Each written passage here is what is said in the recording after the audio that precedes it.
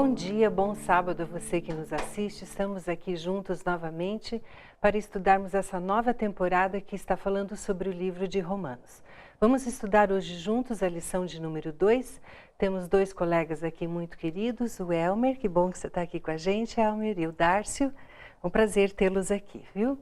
Só lembrando que para acessar as nossas lições, você pode acessar o site do mais.cpb.com.br. E também você pode adquirir as nossas lições da Escola Sabatina. Para iniciar então esse estudo, vamos pedir as bênçãos de Deus e eu peço que o Elmer faça uma oração para nós, por favor. Obrigado, Senhor, pela Tua palavra, pelas verdades expressas a nós. Obrigado pela cruz, obrigado pela salvação que nos é trazida unicamente por ela. Faz com que a nossa compreensão se altere a cada dia no sentido de entendermos a Tua vontade para as nossas vidas. Amém. E de que maneira a Tua salvação e a lei moral do Teu universo, a lei moral que expressa a Tua vontade e o Teu caráter, estejam presentes na nossa vida. Tudo isso nós te pedimos e agradecemos em nome de Jesus. Amém. Amém. Amém.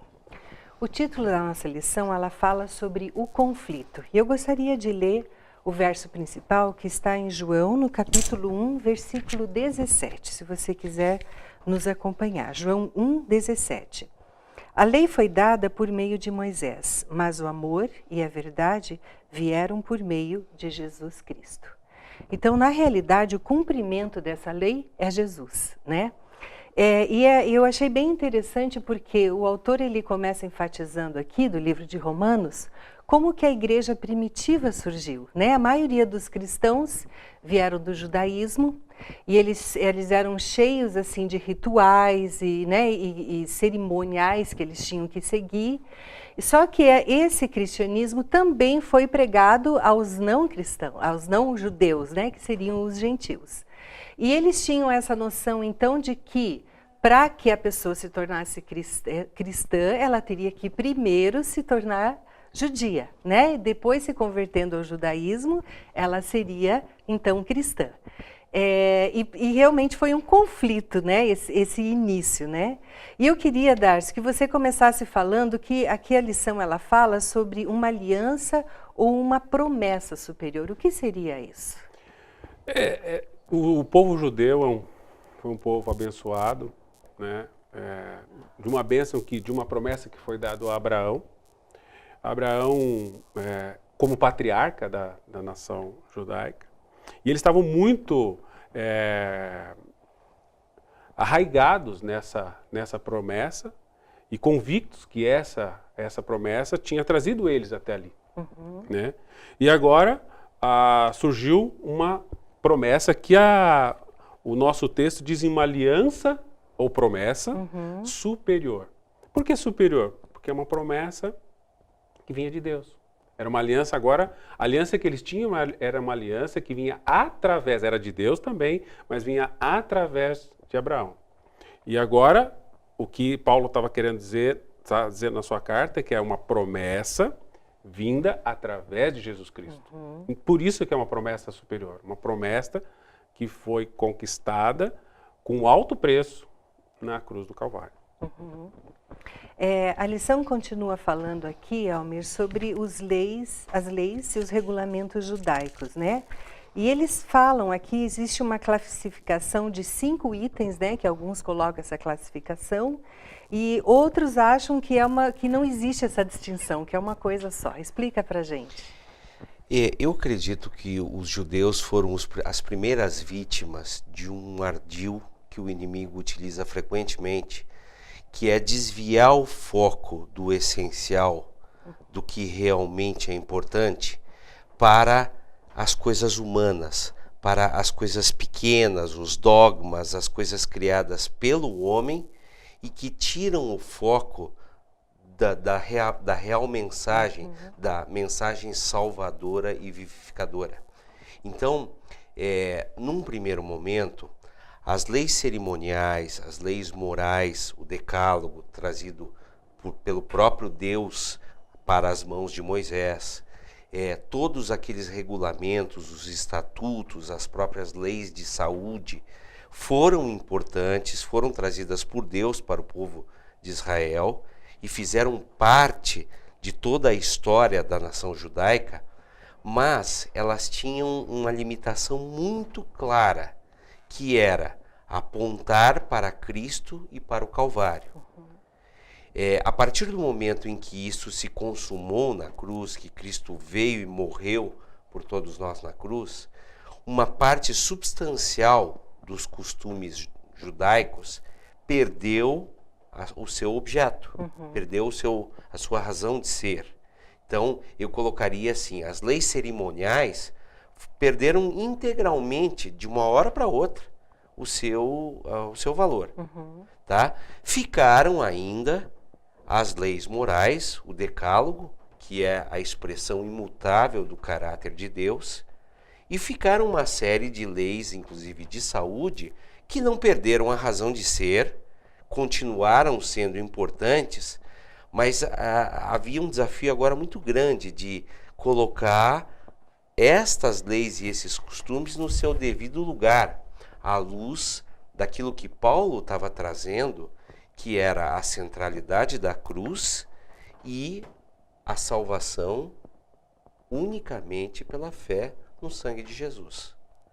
Então, esse foi o grande conflito que acabou se instalando entre os pobres humanos enraizados nos seus usos, nos seus costumes, nos seus dogmas, com a sua mente finita, com a sua incapacidade, às vezes, de enxergar o que realmente importa, e todo aquele conflito dos judaizantes, né, que queriam enquadrar os gentios no sistema judaico para que eles então pudessem se tornar cristãos e serem merecedores da salvação.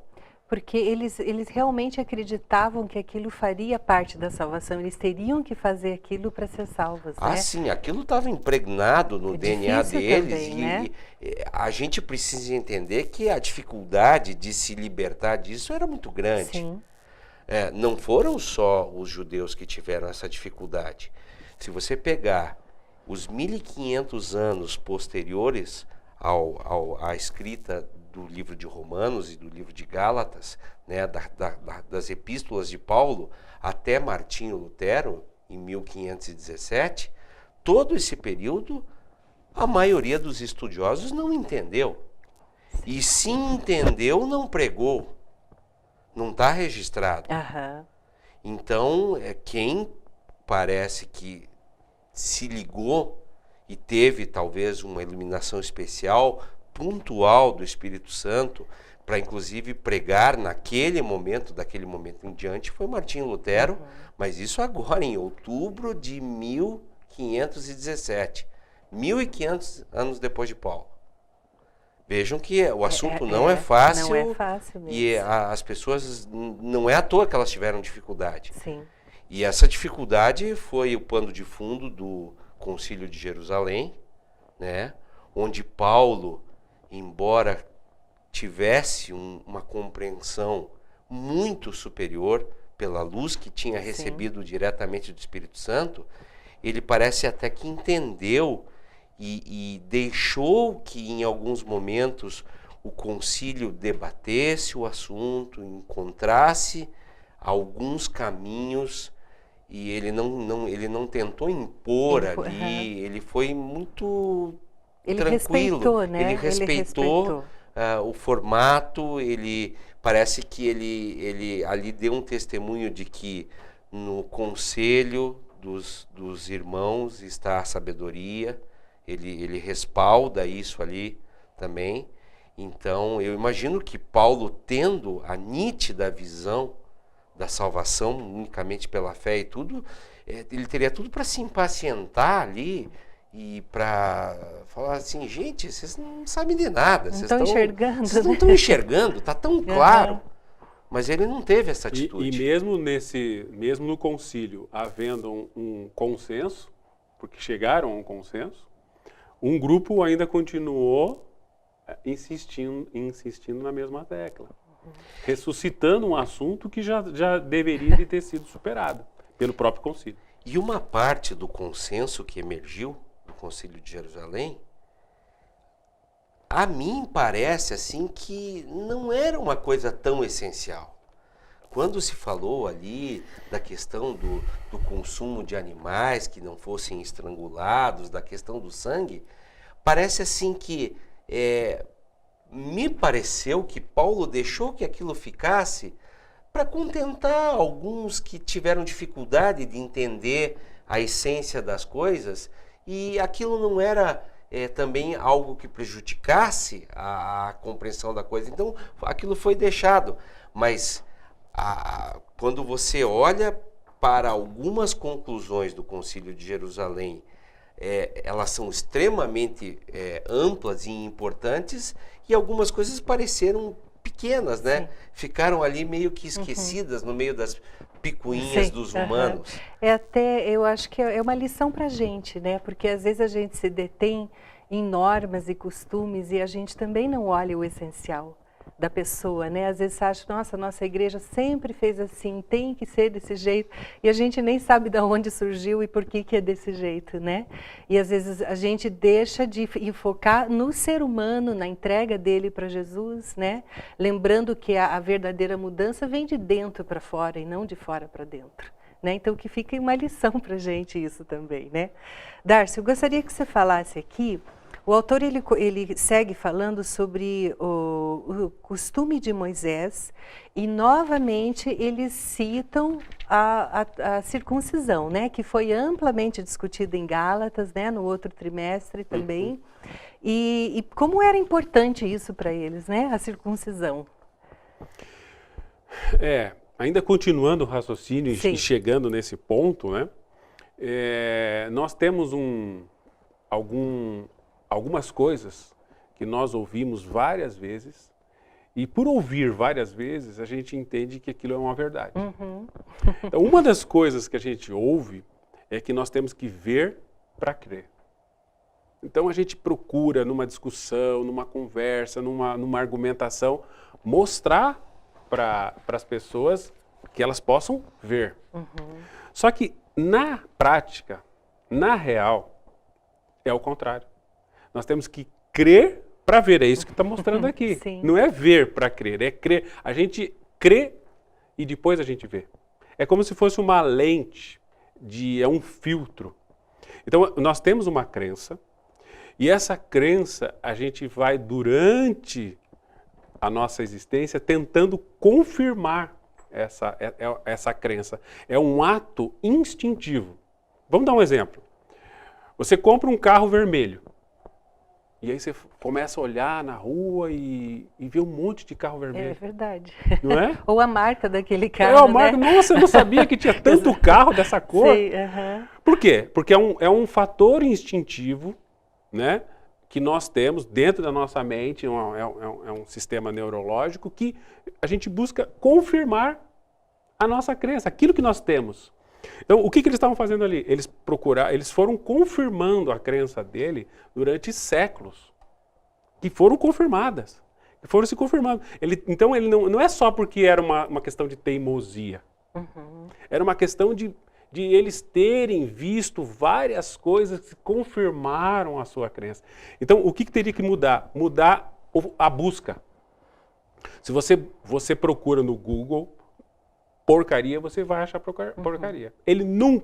O Google nunca vai dizer assim, não achei nada. Por mais absurdo que você coloque a palavra escrita errada, ele sempre vai achar alguma coisa. E a nossa mente, assim, você quer achar? Quem procura, acha. Então, essa é uma questão. Com relação a que você comentou da circuncisão, dentro do contexto da circuncisão, que era um aspecto principal na discussão, mas tinham outras questões que envolviam esses costumes, porque o título fala nos costumes. E dentro desses costumes tinha 7 festas. Né? Eram a festa do Purim, que é a festa da redenção, a festa da Páscoa, que é a festa da santificação, a festa do Pentecostes, que é a da ressurreição, a festa das trombetas, as festas dos 10 dias de arrependimento, e todas elas vão ocorrendo. Essas festas, a festa da expiação, que é a próxima, que aconteceu do dia 29 ao dia 30 de setembro. E agora, mais recente, a festa dos tabernáculos ou a festa da colheita, que vai até... foi ontem, sexta-feira. Né? Pelo calendário judaico. Pelo calendário judaico. Então, foi 13 de outubro de 2017. Né? Então, todas esses costumes, porque esses costumes, ele tinha um propósito. Não é simples, alguém teve um costume, vamos implantar esse costume. Diferente do que é visto em algumas tribos, que tem alguns costumes. Esses costumes, cada um dos costumes colocado, ele tinha um propósito educativo. Para mostrar alguma coisa, para ensinar alguma coisa. Cada uma dessas festas, então mostra que nós devemos aprender não pela teoria. É isso que essas festas mostram. Você tem que vivenciar. Você quer vivenciar a graça? Não é na teoria, é no vivenciar, é estando no exercício da graça. E assim sucessivamente. Então, qual é os nossos rituais que nós temos? Ao acordar, ao nos alimentar, nós também temos os nossos rituais. E todos esses rituais, eles não podem ser em vão, eles têm um propósito. Porque se for em vão, aí tem um nome, que é... Quando você tem medo de passar embaixo da escada, como é que chama? Superstição. Simpatia. Superstição, simpatia. Se você tem um costume e esse costume não tem um propósito, a gente pode dizer que é uma simpatia, simplesmente uma simpatia. Até o fato me ocorreu agora, Darcy, você falando, até o fato da gente orar antes de se alimentar, né? Porque pode ser até uma coisa mecânica, mas você está sempre se lembrando, quem me deu essa comida foi Deus. E mesmo que você repita isso 3, 4 vezes por dia, não sei quantas vezes você come por dia, é sempre uma maneira, né? Então é educativo, realmente. É educativo, né? De onde vem. Exatamente. Você sempre está se lembrando de que aquilo não veio de você, veio de Deus, né? Para você. Uma coisa importante de a gente notar é que as leis cerimoniais e depois aquelas outras leis também, estatutos e juízos e as leis de saúde, elas não eram coisas bobas, soltas, que não tinham razão de ser. Tinham razão de ser. A própria circuncisão é mais do que provado de que a circuncisão acabava desempenhando um papel importante na questão de higiene, que era bastante precária na época. Sim. E diminuía o número de doenças e tudo mais. Então, as leis cerimoniais judaicas, elas não eram um conjunto de normas tolas que não tinham a menor razão de ser, mas estavam lá porque alguém tinha lá atrás dito que elas deveriam existir. Sim. A questão toda é a seguinte, e para nós elas permanecem hoje. As leis, elas nos ajudam, elas exprimem o caráter de Deus, elas mostram o nosso nível de comprometimento com uma vida separada, santificada e tudo mais, só que elas não nos salvam. Isso que é preciso entender. Então, a gente pode dizer que é uma bênção. Com certeza. Então é uma bênção. As leis de saúde é uma bênção. A circuncisão é uma bênção. E não um motivo de salvação ou perdição, mas uma bênção. Tanto é que o sábado não foi feito por causa do homem, mas o homem não foi feito o homem por causa do sábado, mas o sábado por causa do homem. Ao contrário. Né? Isso. Então, por que foi feito para o homem? Por uma bênção. Claro. No sentido de oferecer alguma coisa. E não ao contrário. Porque o homem não tem nada a oferecer a Deus. Esse é um contexto importante. Nós não temos nada a oferecer a Deus, mas Deus tem a nos oferecer. Então, Ele nos ofereceu. Você ganhou um presente de uma pessoa que você gosta, você vai ignorar? Você vai agradecer, você vai ter esse sentimento de gratidão. Então, eu acho que o cerne é entender a bênção. é a bênção. Então, e não um fator de salvação, não, porque nós sabemos que a salvação é por Cristo. Não é? A gente já falou aqui, Homer, você falou primeiramente sobre os cristãos judeus. Agora eu queria que você falasse sobre os cristãos gentios, né? Só lembrando que gentios são todos aqueles que não eram judeus, né? Paulo, que foi o apóstolo dos gentios, ele nos pinta um quadro bem claro do que estava sendo a expansão do cristianismo, muito mais entre gentios do que entre judeus. A partir de Paulo, o cristianismo ele se espraiou de modo geométrico pelo mundo, saindo do arraial judaizante e se tornando cada vez uma mensagem universal, encontrando pessoas muito diferentes dos judeus, que tinham imensa dificuldade de entender a maneira judaica de pensar e de proceder, pessoas que não eram de maneira nenhuma afeitas àquelas leis cerimoniais, aqueles rituais judaicos, né?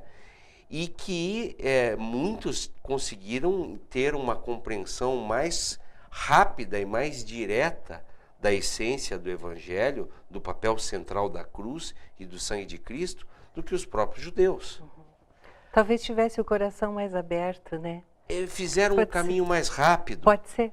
Sabe? Pode ser. Lembra quando nós aqui no Brasil estávamos muito atrasados em relação a algumas tecnologias? E quando o Brasil finalmente entrou nessas tecnologias, ele entrou nas tecnologias mais recentes e mais novas e chegou mais rápido do que alguns países mais desenvolvidos. Os gentios também, talvez em algum momento, conseguiram chegar mais rápido na essência do Evangelho do que os judeus, que estavam tão presos aos seus costumes, às suas leis cerimoniais e tudo mais. Tá? Mas a interação entre os judeus e os gentios expressa aqui no livro de Atos e como pano de fundo para o livro a carta de Paulo aos Romanos, é essencial também para que a gente compreenda que, embora o papel da lei ele não seja aquele que os judeus inicialmente pensavam que fosse, ele não deixa de ter uma importância grande na nossa vida na medida em que expressa o caráter de Deus. Então, aí eu queria pegar o gancho e fazer uma provocação a vocês sobre aquilo que está me parecendo que é a essência do que Paulo deixou escrito para nós. Não só em Romanos, também em Gálatas e nas outras cartas que ele escreveu. Parece que Paulo foi especialmente sutil. Ele aponta para Cristo, ele aponta para a cruz o tempo todo. Ele nos deixa claro que é só a cruz e Cristo que nos salvam. E deixa claro para nós que a graça vai preencher o espaço necessário que aquilo que nós não conseguirmos fazer. Mas ele para por aí, ele não vai e não dá a formulazinha pronta. Ele deixa muitas coisas subentendidas e deixa claro que cada um vai ter que viver a sua experiência particular, pessoal. A medida da graça necessária para salvar a Mônica deve ser um pouquinho diferente da graça necessária para salvar o Elmer e vai ser diferente da medida para o Dárcio. Cada um vai ter que encontrar no seu processo de santificação, na sua busca da verdade, da palavra de Deus, através do Espírito Santo, vai ter que encontrar o seu caminho e a sua compreensão, o seu equilíbrio entre a graça salvadora gratuita dada por Cristo na cruz e a lei de Deus e o caráter de Deus expresso no seu relacionamento diário e na sua vida diária. E ainda mais, né, homem, porque Deus nos fez únicos, né? Então, assim, não é um robôs que todo mundo pensa igual e tem as mesmas experiências. E ele dá essa abertura, né, para você fazer isso com a tua personalidade, a tua individualidade, né? Isso que é realmente a graça, ela fica mais abundante ainda, né, ao meu ver. Porque não é uma receita de bolo, né? É você procurar a Jesus, procurar o Espírito Santo na tua vida para que ele atue na tua vida de maneira única, que não pode ser comparada com ninguém, né?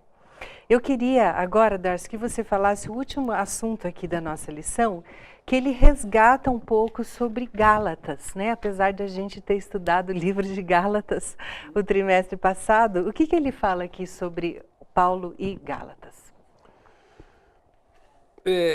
O livro de Gálatas, voltando àquela questão da crença e da confirmação da crença, ele é utilizado como um instrumento de argumentação. Para dizer, olha, a lei é um jugo, a lei é um peso, a lei ela é impossível de ser seguida. Então, essa característica desse livro e do que está sendo dito, Paulo está dizendo aos Gálatas, é muito importante essa compreensão de que não é quando ele se refere a jugo, quando ele se refere a peso, quando ele se refere a uma coisa difícil de ser praticada, na realidade ele está se referindo a uma outra questão. É difícil, é um jugo, é um peso, é um fardo, quando nós assumimos toda a responsabilidade de querer ser o que de fato não somos. E aqui entra a questão do arrependimento. Eu acho interessante, algumas pessoas até perguntam assim, em entrevistas, a gente vê isso de vez em quando, você se arrepende de alguma coisa? E normalmente as pessoas falam com orgulho, não me arrependo de nada.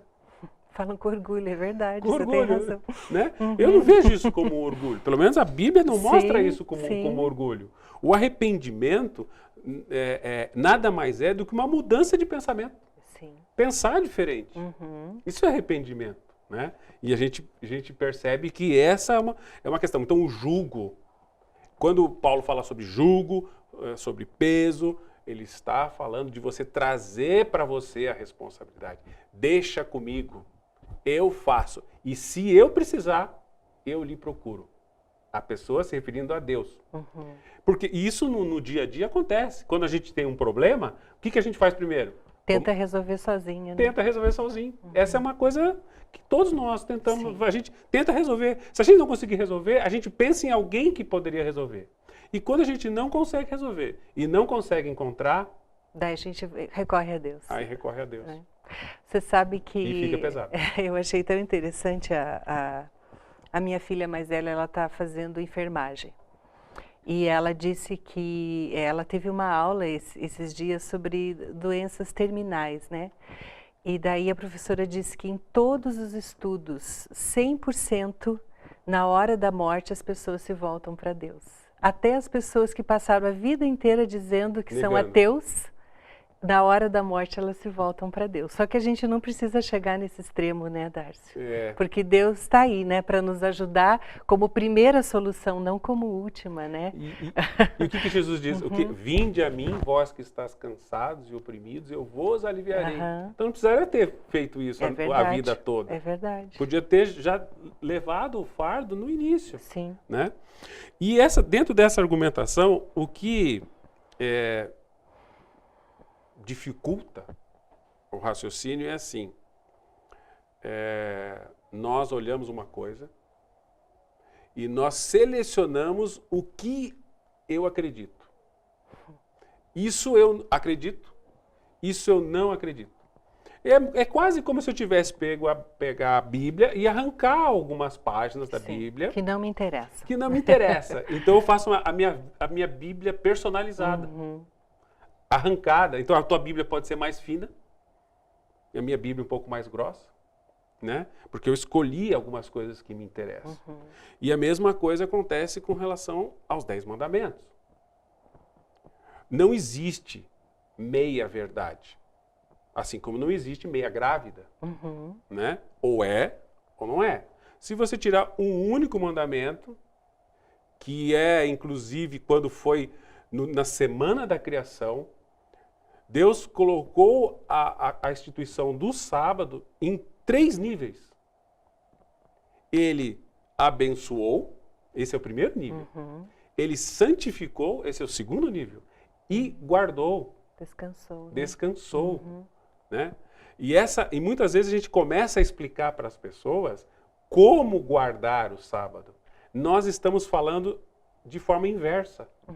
Não é o correto. Nós temos que enfatizar a bênção do sábado. Sim. Esse é o principal objetivo. Se a gente começar pelo como, nós estamos trazendo fardo para nós. Eu vou ter um fardo, eu vou querer te explicar como guardar o sábado, é um fardo que eu não precisaria ter. Sim, é verdade. Olha, a gente já está chegando ao final, infelizmente. Eu queria começar com você, Elmer. O que nessa lição dessa semana te chamou mais atenção que você gostaria de compartilhar com as pessoas que nos ouvem? Eu acho que a principal razão de nós estarmos, às vezes até repetindo estudos destes temas ligados à salvação pela fé e a esse conflito com a lei, a questão da circuncisão, que num primeiro momento parece uma coisa até meio boba, né? Muito própria de costumes judaicos. Por que se fala tanto disso? Mas é que não é exatamente a circuncisão em si, mas é a questão do nosso relacionamento, da nossa salvação, sem esquecermos o papel da lei moral do universo expressa pelo Decálogo, que é a expressão do caráter de Deus. Então, nós vivemos hoje um problema muito sério na nossa vida cristã do planeta, que é o pessoal que prega a religião muito fácil, a religião onde Cristo salva e daí você pode tudo. Porque Ele sempre vai te perdoar. Que Ele sempre vai te perdoar, então a religião fácil está sendo um grande problema, tá? Assim como a religião muito difícil demais, foi outra armadilha colocada pelo inimigo para dificultar. Eu cresci tendo uma compreensão de que eu tinha que ser um santo para chegar no céu. E aquilo para mim era inalcançável. Frustrante sempre, Frustrante e inalcançável, né? Então, a religião muito fácil, representada pela ausência da lei, e a religião muito difícil, em que a lei é o que permite a você se salvar ou não, vem sendo utilizada pelo inimigo para tirar o nosso foco, para não nos deixar compreender de que a gente só precisa ir de coração aberto até o trono da graça, com o auxílio do Espírito Santo, nós vamos encontrar a exata medida de como a lei de Deus vai se expressar na nossa vida, vai se tornar uma coisa natural da nossa vivência e da nossa vida cristã, porque nós vamos incorporar o caráter de Deus na medida da comunhão com Ele, e aí aquilo que faltar, Ele vai nos dar de graça, pela graça e pela fé. Amém, amém. Darcy, para você, o que você achou mais importante? Eu vejo assim, nós temos que tomar um cuidado, isso foi a lição, né? Sim. Nós temos que tomar um cuidado de não observar essa lição como se fosse um espectador de um julgamento ou um espectador de um jogo de futebol que torce, não, eu acho que o time A tem razão, o time B tem razão. Então nós discutimos aqui e chegamos a uma conclusão de que é o time A, o time B, ou fulano, ou beltrano, quem tem razão. Eu acho que esse é um erro, porque quando você olha desse ponto de vista, você se distancia, você tira você do foco. Uhum. Você coloca o foco, mas olha, mas como que eles não conseguiam ver? Como que eles não enxergam isso? Como que não enxergam aquilo? Eu acho que o fulano tinha razão, eu acho que ciclano tinha razão. Então, enquanto eu estou discutindo do outro, eu estou discutindo o caso do outro, eu estou tirando o meu caso. Você não está tirando lição para você. Nenhuma. Né? Uhum. Então, a questão é, eu tenho problema com circuncisão hoje? Não. Eu tenho problema? Não. Então eu digo, não, então pronto, tá tudo bem. Não. E você tem alianças. Uhum. Você tem promessas. Cada um daqueles que estão assistindo pela internet tem a sua confiança, a sua promessa. E você está agarrado a elas. E a pergunta é, elas estão te levando para que lado? Para mais próximos de Cristo ou mais distantes de Cristo? Eu estou renunciando o meu eu, porque o nosso maior inimigo é o eu. Sim. Eu estou renunciando o meu eu ou estou exaltando o meu eu? E quando eu venço uma disputa, uma discussão, que nós estamos aqui, né? Eu penso, eu venci. Na realidade, nós não vencemos nada. É verdade. É uma ilusão. Então, a grande lição é que você se colocar em qual aliança ou quais promessas você está agarrado hoje. Tá certo. Só para terminar aquilo que vocês já falaram, eu queria deixar uma pergunta com aqueles que nos ouvem, que está na última parte da nossa lição ali. É uma pergunta para discussão. A primeira pergunta que diz assim: sua igreja está colocando sobre os outros fardos desnecessários?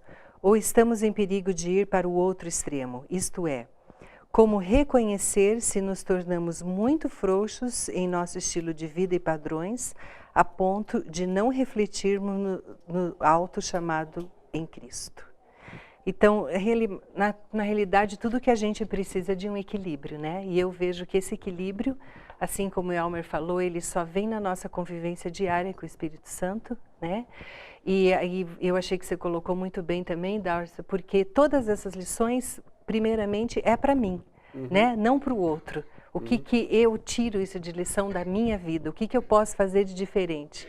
Porque se está escrito aqui, é porque tem uma lição para a gente hoje em dia. Só, não né? é intelectual. Eu agradeço muito a participação de vocês, tá? Espero que vocês possam vir outras vezes para participar com a gente. Eu queria terminar com uma palavra de oração e peço que o Darcy faça uma oração para a gente, então, por favor.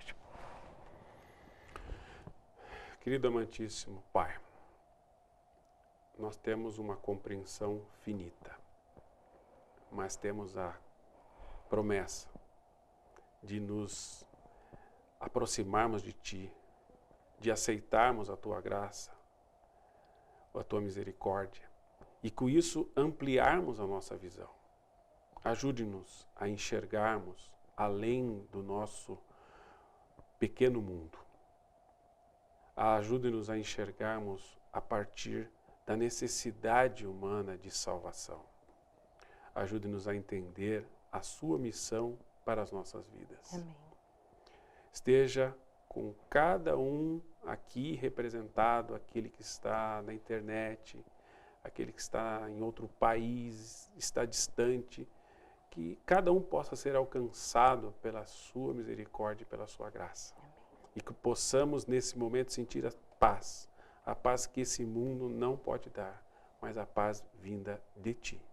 Em nome de Jesus, amém. Amém. Nós agradecemos muito a tua participação conosco nessa manhã de sábado. Só gostaríamos de relembrá-lo que você pode acessar os nossos cultos ao vivo, agora a partir das 10 horas da manhã de sábado e também aos domingos e quartas-feiras, a partir das 19h30. Tenha um dia muito feliz e abençoado. Fica com Deus.